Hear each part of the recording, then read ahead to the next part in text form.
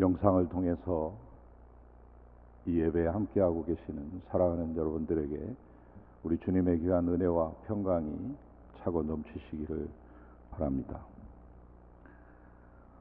신약 성경 중에 사복음서는 각기 그 특색이 있습니다. 그래야 해서 이 네 복음서는 완전체를 이루고 있죠.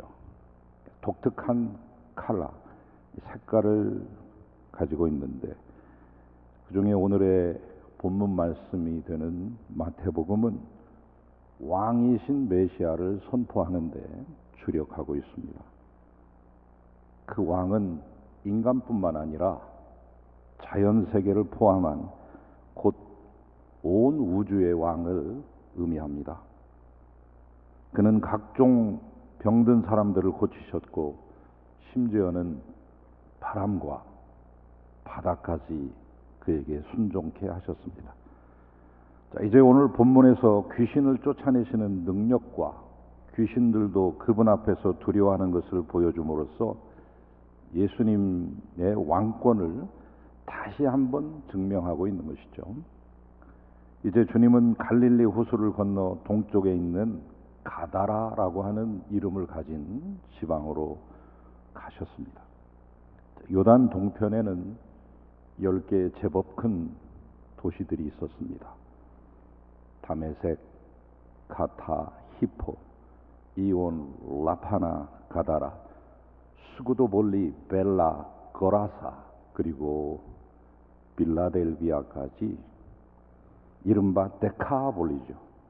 데카는 10개의 수를 나타내고 볼리는 폴리스, 도시를 말합니다. 자, 오늘 본문의 부대가 되는 이 가다라는 그 중에 한 곳이었습니다. 그것은 약간의 유대인들이 살고 있었고요. 그러나 역시 이방인들의 땅이었죠. 그런데 주님은 바로 거기서 무덤가에 살고 있는 2명의 귀신 들린 사람을 만나게 됩니다. 그들은 그곳을 지나는 모든 이들의 공포의 대상이었습니다. 그 지역은 지질학상 이 석회암으로 만들어진 그런 작은 언덕들이 많았습니다. 그러니까 무덤을 파기가 무척 쉬웠죠. 동굴 형태의 무덤을 형성합니다. 바로 이 귀신 들린 사람들이 그런 무덤 속에서 살아가고 있었던 것이죠.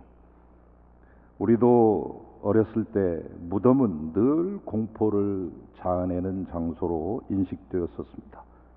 도깨불이 많이 출현하고 귀신이 등장하며 여우가 둔갑하는 이야기들은 주로 무덤 주변이 단골 배경이 되었습니다.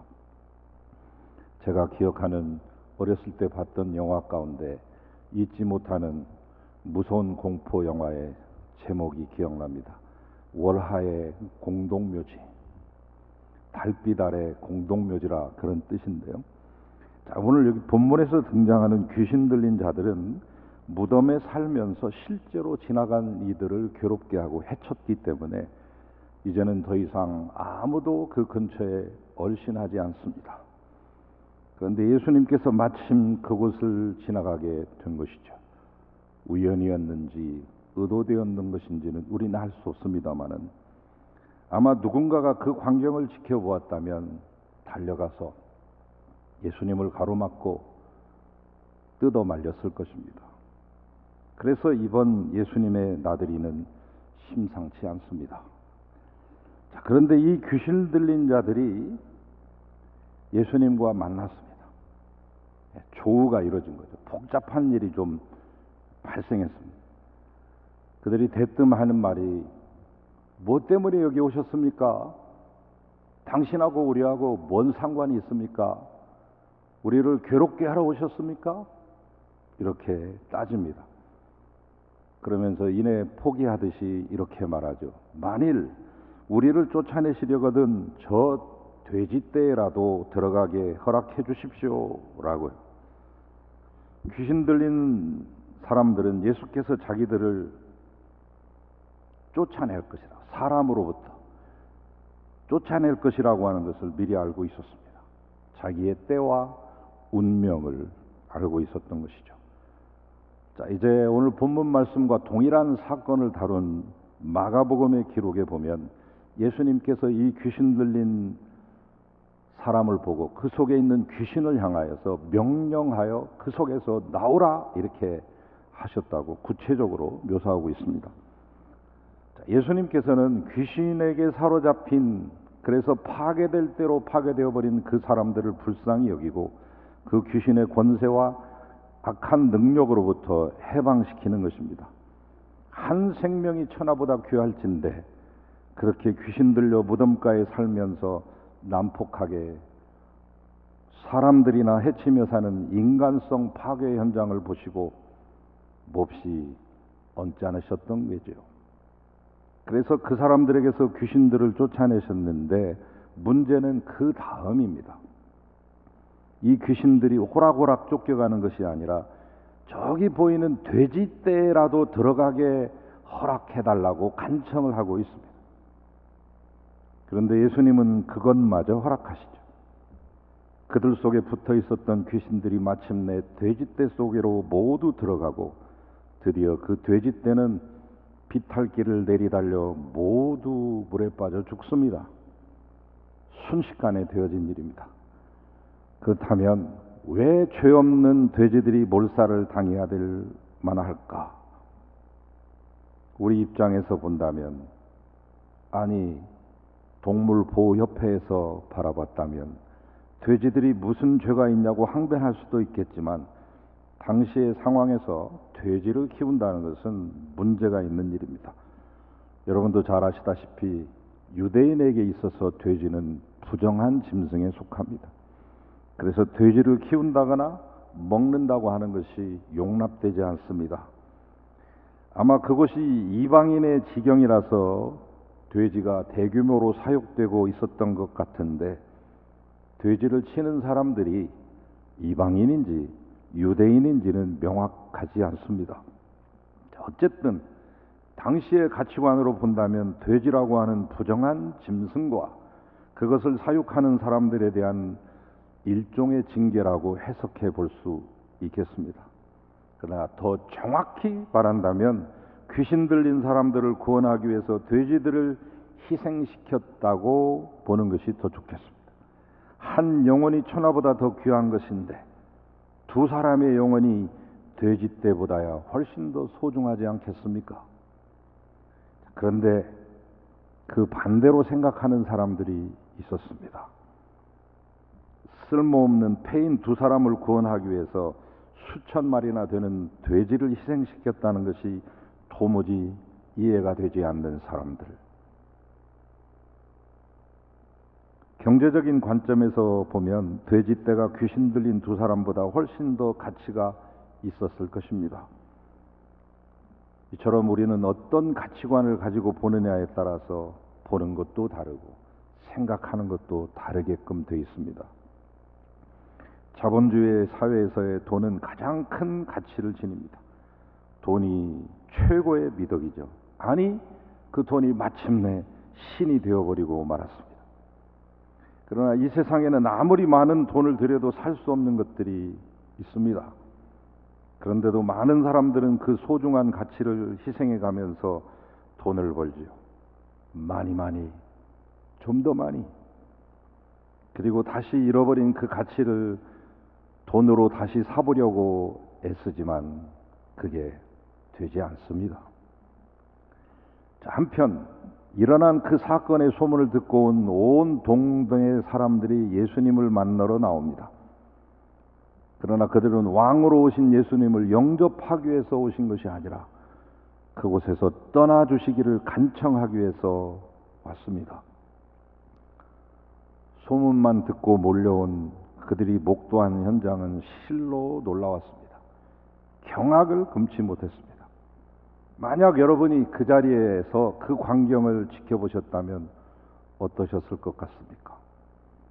자그만치 2,000마리가 넘는 죽은 돼지들의 사체가 물에 둥둥 떠다니는 그 참혹한 광경을 말입니다. 저도 군에 있을 때 한 40년 전 일입니다만 우리나라에 큰 홍수가 났습니다. 제가 있었던 지역은 강원도 지역인데 그곳에 하천에 범람하면서 많은 피해가 있었습니다. 현장 출동을 해서 대민 지원 차원에서 트럭에 올라타고 내려앉아서 보니까 가관입니다. 저도 처음 봤습니다. 장롱들이 떠내려가고 소가 떠내려가고 돼지떼들이 꿀꿀대면서 울부짖는 그 광경을 보면서 난생 처음 느껴보는 큰 충격이었는데 2,000마리의 돼지가 둥둥 떠서 있는 그 모습을 지켜보는 그 광경, 그들은 입을 다물 수가 없었을 것입니다.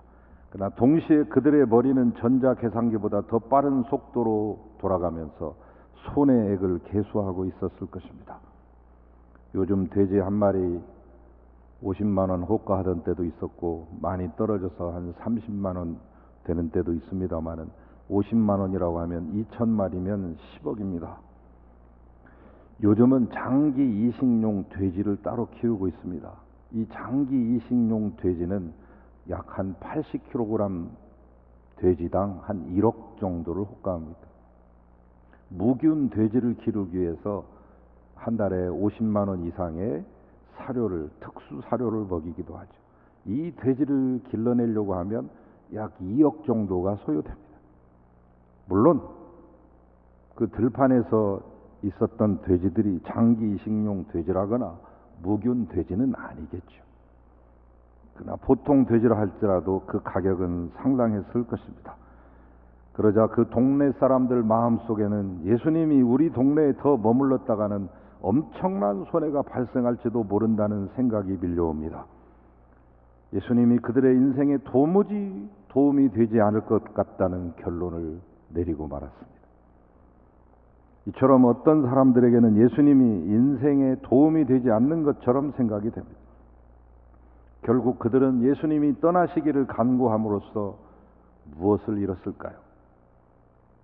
예수님의 말씀 들을 기회를 놓쳤고 결국 생명을 얻지 못하게 되었습니다. 왜 예수 믿는 것이 내 인생에 도움이 되지 않는 것처럼 보일까?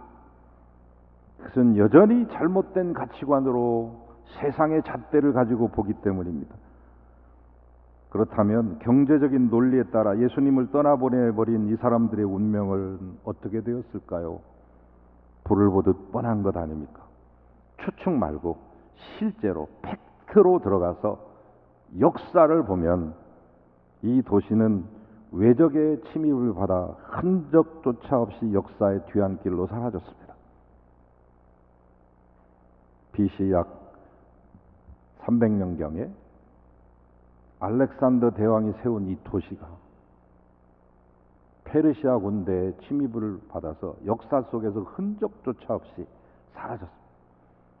실제로 그것이 있었는지 없었는지 알지 못할 정도로 20세기 초반에 와서 비로소 발굴이 되어서 겨우 그 겉모습이 드러나 보이고 있습니다마는 그동안은 역사의 뒤안길로 사라져버렸습니다. 저는 여러분이 예수 그리스도의 참된 가치를 발견할 수 있게 되기를 바랍니다. 바울 사도께서 말씀하신 것처럼 예수를 믿는 것이 질그릇에 보배를 담는 일임을 깨달으시기를 바랍니다. 목사가 되어도 예수를 잘 모르는 사람이 있고 수십 년 믿음 생활했어도 예수님과 인격적인 만남이 없으며 예수님의 말씀대로 살지 못하다가 생을 마감하는 인생들이 얼마나 많이 있습니까? 이제 저는 몇 년 전에 보았던 한 영화 이야기를 하면서 설교를 마무리하겠습니다. 장르는 재난 영화인데요. 비교적 코믹한 터치를 통해서 사회 고발을 한 그런 영화라고 해두겠습니다. 그 영화의 제목은 터널입니다. 집으로 퇴근하던 한 가정의 평범한 가장이 귀가하던 중 터널을 통과하는 찰나 그 터널이 무너져 내려서 홀로 그 터널에 꼼짝없이 갇히게 되는 내용이죠. 불행 중 다행으로 정부에서는 한 달 넘도록 많은 인력과 비용을 지출해가며 이 한 사람을 구하기 위해 구조 작업에 나섰습니다. 여러 사람도 아니고 한 사람만을 위해서. 아름다운 스토리죠. 자, 모두가 구조에 지쳐갈 무렵 그날 또 현장에서 기자간담회가 열렸습니다. 구조대장 참여했고요. 헬기 타고 날아온 정부를 대표한 담당 장관이 있었고 각 분야의 전문가들이 배석했으며 기업가들도 참석했습니다. 구조대장의 현장 상황 설명이 끝나자마자 한 기업의 회장쯤 되어 보이는 한 사람이 벌떡 일어나서 이렇게 말합니다. 아니 지금 이게 며칠째입니까? 한 달이 넘었어요. 한 달.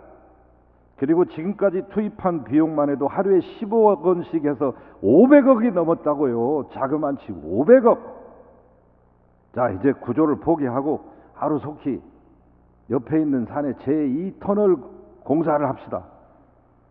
그 일전에 그 천성산인가 뭔가에 터널 뚫으려다가 그놈의 도룡뇽 몇 마리를 때문에 공사가 중단되고 엄청난 손해가 났었잖아요. 이 말을 듣다 못해 구조대장이 벌떡 일어나서 말합니다. 저기요. 저 터널 안에는 도룡뇽이 아니라 사람이 갇혔다고요. 도룡뇽이 아니라 사람이요. 영화를 연출했던 감독은 이 자본주의 사회에서 이 작은 외침이 별 힘이 없다는 것을 번연히 잘 알고 있었지만 이 영화는 사회를 향해 또 정치판을 향해 이 나라와 정부를 향해 외쳤습니다. 사람이 소중하다고. 우리도 알게 모르게 이런 자본주의의 논리에 세뇌되어서 황금 숭배에 물들어 있습니다. 자본이 절대 가치가 아니요 황금이 만능이 아니건만 만약 사람보다 소중한 것이 여러분의 눈에 보이기 시작하거들랑 내 신앙이 고장났구나 생각하시면 틀림없습니다. 목사라고 예외 없습니다. 신학하는 여러분이라고 제외되지 않습니다. 예수님은 귀신 들린 자들을 고침과 동시에 돼지 2,000마리를 죽이심으로 그들의 죄악과 타락을 온 세상에 드러내십니다. 그리고 이제 이처럼 물으십니다. 내가 마지막으로 코노란을 통해 너희에게 묻노라. 자, 이제 새로 마음 먹고 나의 뉴 노멀, 새 질서에 들어오겠느냐? 그때 이 가다라 지방의 사람들은 이 뉴 노멀, 새 질서를 거부했습니다. 우리는 코로나라고 하는 이 새로운 상황을 통해 매일매일 새로운 도전 앞에 섭니다. 주님은 지금 우리를 향해서도 묻고 계십니다. 사람을 살리고 2,000마리의 돼지를 제하는 이 가치관 앞에 서겠느냐? 이 세상과는 다른 나의 이 새 질서에 들어오겠니? 여러분, 이 코로나 상황을 통해 하나님께서 초청하시는 이 하나님 나라의 새 질서에 들어가지 않으시겠습니까? 기도하겠습니다. 주님, 당신의 새 질서를 이미 우리에게 보여주고 계시는데 아직도 아둥바둥하며 그 질서 속으로 들어가지 않으려고 하는 우리들의 모습입니다. 주여, 우리를 제발 불쌍히 여겨 주시옵소서. 오늘 우리에게 주신 이 마지막 기회를 놓치지 않게 하여 주시옵소서. 영상으로 예배를 드리는 사랑하는 주의 백성들을 굽어보시고 이 험난한 때 이 귀한 인재들을 양성하기 위해서 애쓰는 우리 한신대학 신학대학원의 원장님과 교수님들과 직원들 모두에게 힘을 더하여 주시옵소서. 이제는 우리 주 예수 그리스도의 은혜와 아버지 하나님의 크신 사랑과 성령님의 감동하심과 교제하심이 힘들지만 주님의 새로운 질서 속으로 들어가기로 작정하고 나아가는 사랑하는 주의 모든 백성들 위해 이 온 땅 위에 이제로부터 영원토록 함께 하시기를 간절히 축원하옵나이다. 아멘.